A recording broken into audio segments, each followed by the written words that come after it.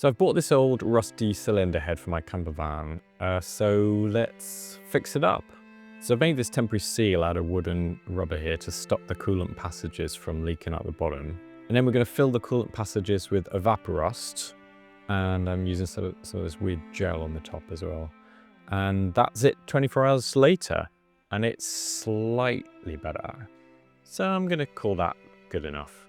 So I've wire wheeled this down to the metal, and I'm going to stick a couple of coats of zinc primer on there to stop it rusting again.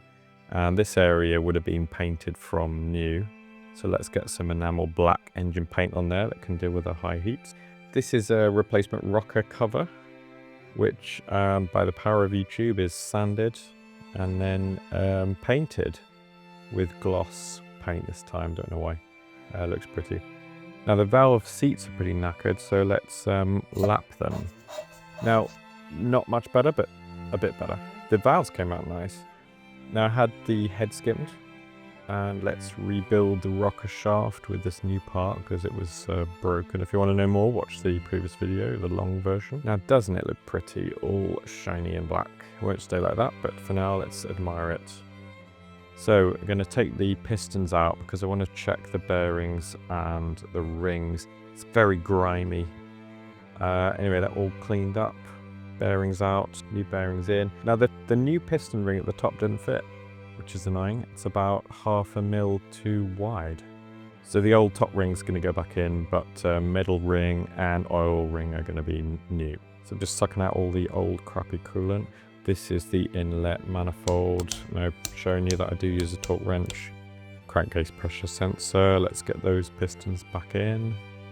Gasket, obviously. This is it all back on.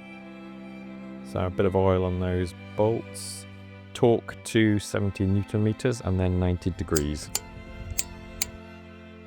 And there we go. Rods, rocker shaft, rocker cover. Brand new injectors.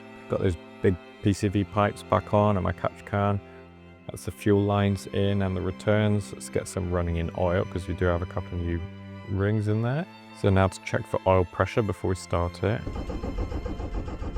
Oh, there we go, there we go. So it didn't start because the fuel lines are empty. So what I'm doing now is bleeding them, turning the engine over, opening the pipe, letting the air out.